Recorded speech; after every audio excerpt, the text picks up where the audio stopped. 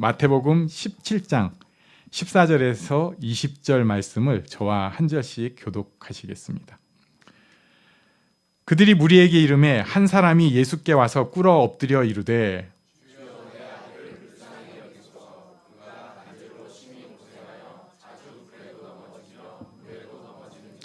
내가 주의 제자들에게 데리고 왔으나 능히 고치지 못하더이다.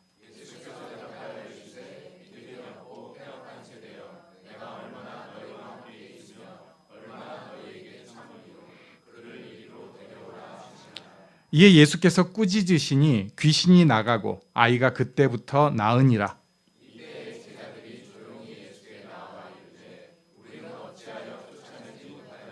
함께 읽습니다. 이르시되 너희 믿음이 작은 까닭이니라. 진실로 너희에게 이르노니 만일 너희에게 믿음이 겨자씨 한 알만큼만 있어도 이 산을 명하여 여기서 저기로 옮겨지라 하면 옮겨질 것이요 또 너희가 못할 것이 없으리라. 아멘. 오늘은 믿음이 작다란 제목으로 하나님의 말씀을 함께 보도록 하겠습니다. 지금은 어떤 상황인가? 변화산에서 예수님께서 놀라운 하나님의 영광 가운데 계시다가 그리고 제자들 그때 함께 있었던 베드로 그리고 야고보, 요한과 변화산에서 내려오신 상황입니다. 14절에 보니까 그들이 무리에게 이르셨다고 말씀을 합니다. 그때 어떤 사람이 예수님께 와서 꿇어 엎드렸습니다. 굉장히 간절한 마음이 있어서 또 반가운 마음이 있어서 막 와서 꿇어 엎드리고 얘기하는 말이 15절, 16절입니다. 우리 다시 한번 15절, 16절 같이 읽습니다. 시작. 주여 내 아들을 불쌍히 여기소서. 그가 간질로 심히 고생하여 자주 불에도 넘어지며 물에도 넘어지는지라. 내가 주의 제자들에게 데리고 왔으나 능히 고치지 못하더이다. 이분은 지금 아들 때문에 굉장히 속상한 그런 분입니다. 아들이 아픕니다. 뒤에 보면은 이 아들의 증세는 귀신이 들어와서 생긴 증세들로 보입니다. 이 증세는 간질 증세도 있고요. 불과 물에 굉장히 강렬하게 반응하는 모습도 있습니다. 그래서 눈 떼고 있으면 무슨 일이 있을지 모르는 항상 지켜봐야 하는 아들입니다. 애가 크니까 더 힘들어요. 그래가지고 잠깐 놓치면은 사고가 일어나는 그런 아들입니다. 이러면은 이건 정말 내려놔야 되는구나. 마음을 좀 내려놔야겠다. 포기해야겠다. 이럴 수 있는데 마음 깊은 곳은 포기가 안 되는 것이 또 부모의 마음입니다. 그래서 예수님을 찾아서 왔는데 예수님은 안 계시고 제자들은 자기 아들을 고치지 못하고 있는 상황입니다. 이에 대해서 예수님께서 말씀하신 것이 17절과 18절인데요. 우리 여기도 같이 읽습니다. 시작. 예수께서 대답하여 이르시되 믿음이 없고 패역한 세대여 내가 얼마나 너희와 함께 있으며 얼마나 너희에게 참으리요 그를 이리로 데려오라 하시니라. 이에 예수께서 꾸짖으시니 귀신이 나가고 아이가 그때부터 나으니라. 아멘. 예수님께서 이렇게 말씀하셨어요. 믿음이 없고 패역한 세대여. 믿음이 없다. 그리고 패역한다는 것은 뒤틀린 세대예요. 중심이 없으니까, 믿음이라는 중심이 없으니까 우왕좌왕하고 뒤틀린 세대.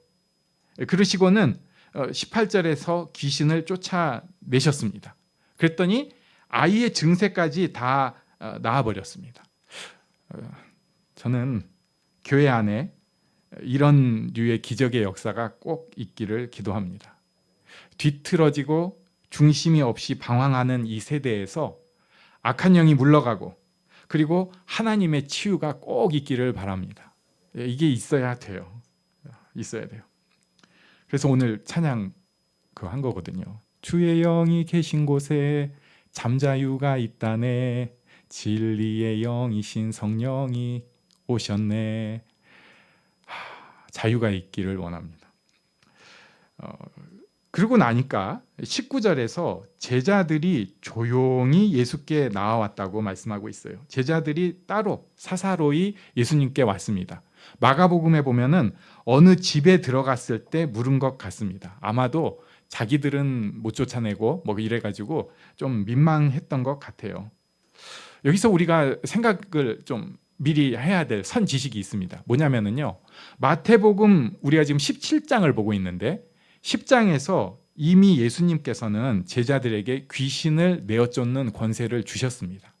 귀신을 내어쫓는 권세를 주셨어요. 이 귀신을 내어쫓는 것 자체가 예수님이 메시아시다라는 것을 보여주는 증거였습니다. 제자들이 귀신을 내어쫓을 때. 누가복음에 보면은 누가복음 10장 17절에 70인이 기뻐하며 돌아와 이르되 주여 주의 이름이면 귀신들도 우리에게 항복하더이다.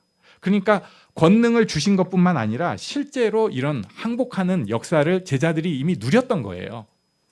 예수님께서는 그것에 대해서 귀신이 항복하는 것으로 기뻐하지 말고 너희 이름이 하늘에 기록된 것으로 기뻐하라. 그러니까 너희가 하나님의 자녀, 하나님의 선택된 자라는 것을 더 기뻐해야 된다. 이게 진짜 기쁨이다라고 말씀하실 정도로 제자들이 귀신이 쫓겨나는 그 감동과 감격을 이미 누리고 있었습니다.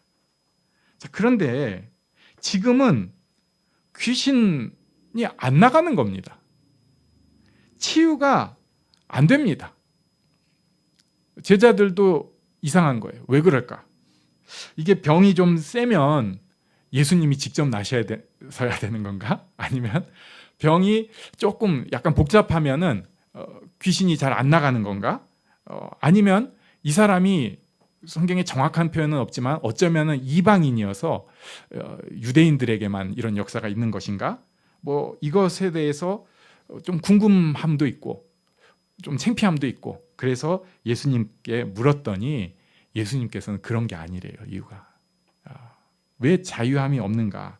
20절 말씀 우리 같이 읽겠습니다. 시작. 이르시되 너희 믿음이 작은 까닭이니라. 진실로 너희에게 이르노니 만일 너희에게 믿음이 겨자씨 한 알만큼만 있어도 이 산을 명하여 여기서 저기로 옮겨지라 하면 옮겨질 것이요 또 너희가 못할 것이 없으리라. 아멘. 예수님께서 제자들의 상태를 알려주셨어요. 그런데 그 제자들 상태는 어떤가? 믿음이 작다. 너희 믿음이 작은 까닭이다. 믿음이 작다. 믿음이 없지는 않아요. 믿음이 있기는 한데 그 믿음이 믿음다운 능력을, 권능을 발휘하지 못하는 상태입니다. 믿음이 있기는 한데 믿음다운 능력이 없는 상태라고 예수님께서 지목해 주신 거예요. 여기서 오늘 우리가 믿음에 대해서 한번 다시 살펴보려고 합니다. 지난 주간 지금 우리 성경 읽기가 이제 쭉쭉 진행돼 가는 중에 지난주에 하박국 월요일 본문이었는데 하박국의 믿음이 나와요. 2장 3절과 4절에 있는데 여기 유명한 말씀이니까 우리 한번 같이 읽어보겠습니다. 하박국 2장 3절 4절 시작. 이 묵시는 정한 때가 있나니 그 종말이 속히 이르겠고 결코 거짓되지 아니하리라. 비록 더딜지라도 기다리라. 지체되지 않고 반드시 응하리라. 보라 그의 마음은 교만하며 그 속에서 정직하지 못하나 의인은 그의 믿음으로 말미암아 살리라. 아멘. 하박국이 지금 이게 어떤 상황이냐면요. 의인을 불의한 사람이 압제하는 것이 옳습니까? 하나님께서 불의한 자를 들어서 의인을 심판하시는 것이 옳습니까? 라고 따지는 거예요. 하박국 1장은 계속 따지기입니다. 이럴 수가. 이건 아니죠. 그러니까 하박국의 울분이 있었어요. 그랬는데 이에 대해서 하나님께서 이제 응답을 해주시는 게 2장입니다. 2장 1절에 보면은 하박국이 기다리는 거예요. 기다립니다. 그랬더니 2절부터 딱 묵시가 말씀이 임하셨어요. 그래서 정한 때 반드시 이루어진다. 더딜지라도 반드시 이루어진다. 네가 생각하는 것처럼 지금 보이는 게 끝이 아니다. 하나님의 정의는 반드시 이루어진다. 그리고 너는 의인 얘기를 자꾸 하는데 사실 교만, 정직하지 못함이 거의 다 있다. 그럼에도 교만, 정직하지 못함이 있지만 의인은 믿음으로 말미암아 살리라. 이런 유명한 예언을 남겼어요. 메시지를 남겼어요. 그러니까 이 믿음에 대한 것을 신약 성경에서 이제 받아가지고 크게 두 가지로 인용을 해왔습니다. 로마서와 갈라디아서가 있는데 먼저 우리 로마서를 봅니다. 구원받는 믿음인데요. 로마서와 갈라디아서는 로마서 1장 16절에 내가 복음을 부끄러워하지 아니하노니 이 복음은 모든 믿는 자에게 구원을 주시는 하나님의 능력이 됨이라. 먼저는 유대인 그리고 헬라인에게로다. 복음에는 하나님의 의가 나타나서 믿음으로 믿음에 이르게 하나니 기록된 바 오직 의인은 믿음으로 말미암아 살리라 함과 같으니라. 그러니까 로마서와 갈라디아서는 처음 구원받는 믿음을 얘기하는 것 같아요. 그래서 복음을 받아들이는 그 믿음, 구원에 이르게 하는 믿음이구나. 의인은 그 믿음으로 말미암아 사는 것이구나. 그런데 히브리서 10장 38절에는 조금 다른 믿음이 나옵니다. 우리 여기 38절, 39절은 같이 읽겠습니다. 시작. 나의 의인은 믿음으로 말미암아 살리라. 또한 뒤로 물러가면 내 마음이 그를 기뻐하지 아니라 하셨느니라. 우리는 뒤로 물러가 멸망할 자가 아니요 오직 영혼을 구원함에 이르는 믿음을 가진 자니라. 아멘.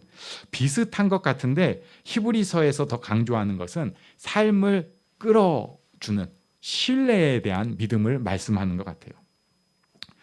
자, 어쨌든 이 구원의 믿음, 또 이 신뢰의 믿음, 이 믿음이 지금 내게서 능력으로 드러나는가?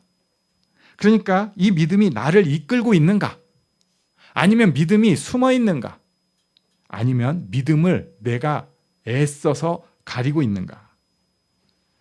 하나님께서 나를 사랑하신다. 하나님은 선하신 분이시다. 하나님은 능력이 있는 분이시다. 그리고 예수는 메시아, 예수는 그리스도. 그러면 이게 어떻게 되는 거냐면요. 하나님께서 나를 사랑하시는 증거, 예수 그리스도. 하나님의 선하신 증거, 예수 그리스도.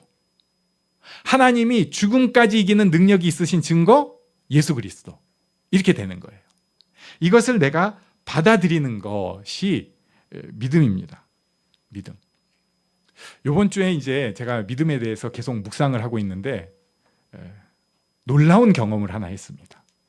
수영장에서 수영하기 전에 그날 좀 일찍 갔어요. 그래가지고 물에서 이렇게 허부져 몸을 풀면서 나도 이제 진짜 다 됐다. 왜 이렇게 뻐근하냐 막 이러고 있는데 이제 60 좀 넘으신 굉장히 잘난 여자분이 저한테 왔어요. 그러더니 무슨 얘기를 하면서 믿음은 어떻게 생기는 거예요? 이러는 거예요. 그러면서 딱 거기 좋은 얘기를 하나 해줬어요. 내가 믿음 좋은 사람한테 물어보고 싶었어. 속으로 이제 얼마나 흐뭇하겠어요. 야, 내가 그래도 그래 보이는구나. 그러면서 자기 친구들은 다 교회 열심히 다니고 자기는 카톨릭인데 이 친구들은 믿음이 좋아가지고 걱정하지 마.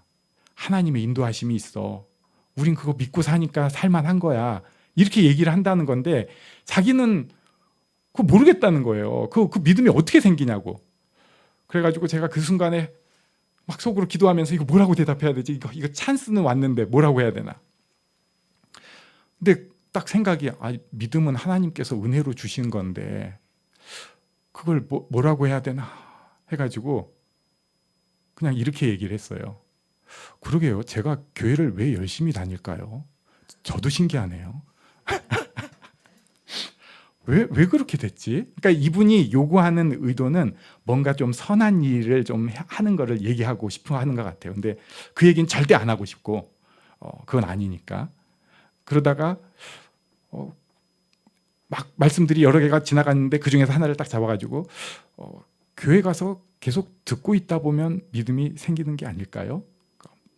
그런가요? 하고 이제 옆에서 삑 불면서 수영 시작합니다 해가지고 월요일에 가면 무슨 일이 있을지 모르겠습니다. 믿음은 과연 어떻게 생기는 것일까?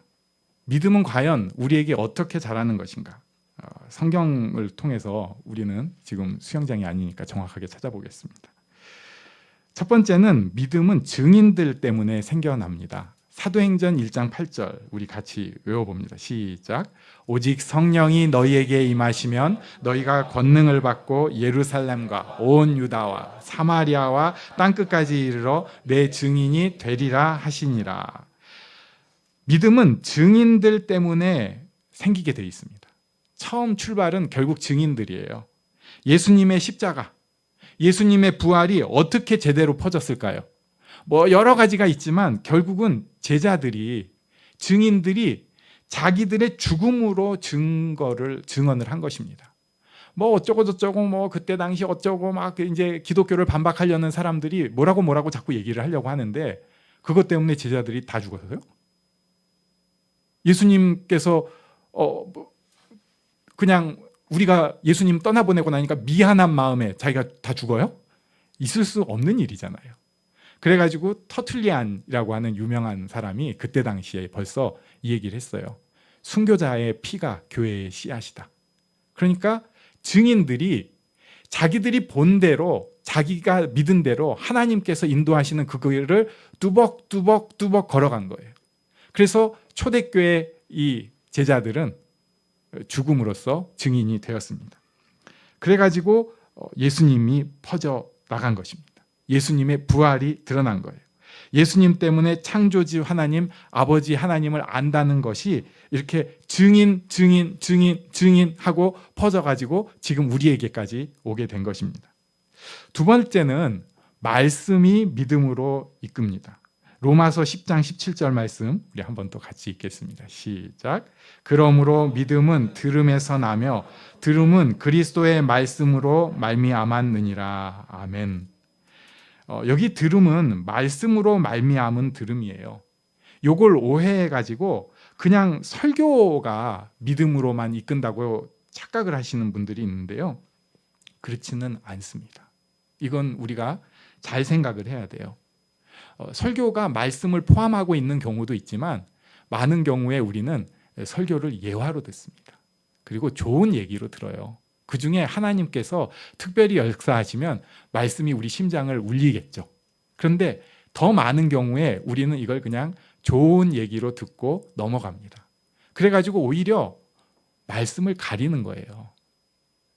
지금은 우리가 보고 싶은 거 계속 볼 수 있는 시대잖아요. 그래가지고 마음에 맞는 사람, 좋은 메시지를 전하는 목사님이나 어떤 선교사님이나 이런 분들 거를 쭉 볼 수 있어요. 그리고 또 시간을 정해서 그거 열심히 들으려고 하는 거. 이게 꼭 나쁘다는 얘기는 아닙니다. 많은 그게 진짜 우리의 믿음을 드러내는 말씀을 키우는 것인가? 이건 우리한테 더 키가 있습니다.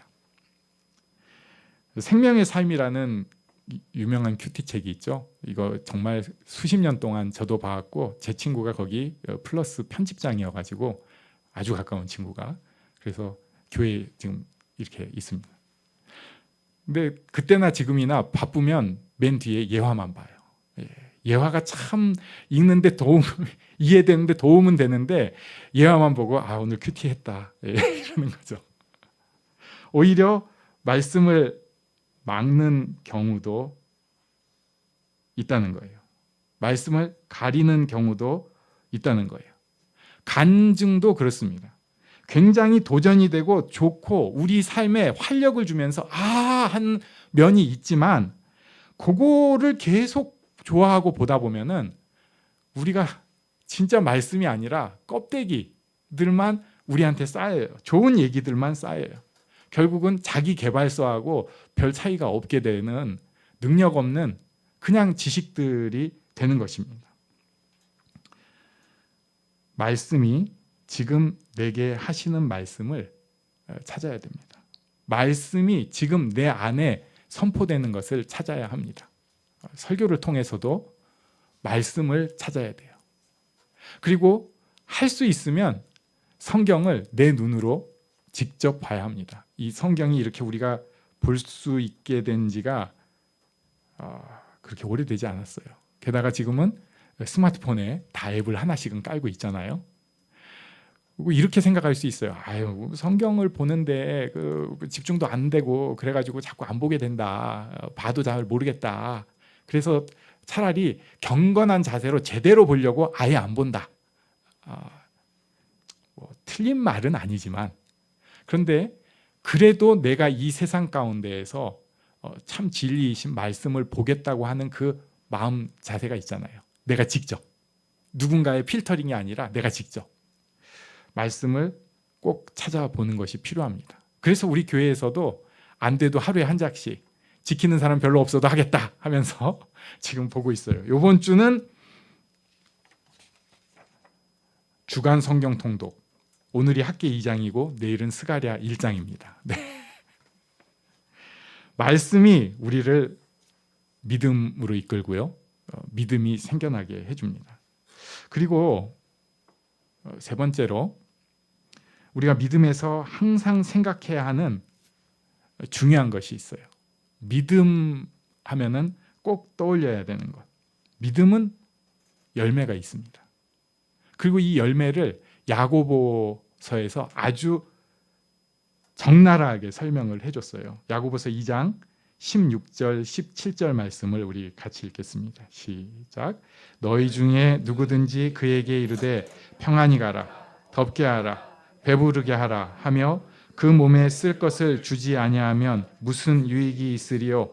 이와 같이 행함이 없는 믿음은 그 자체가 죽은 것이라. 아멘. 믿음이라고 지금 얘기를 했는데 여기에 행함이 같이 갔습니다. 믿음은 나의 행함하고 같이 가는 거예요. 자, 여기서 우리가 착각을 하면 안 됩니다. 행함이 믿음의 증거로 쓰일 수는 없을 것 같아요.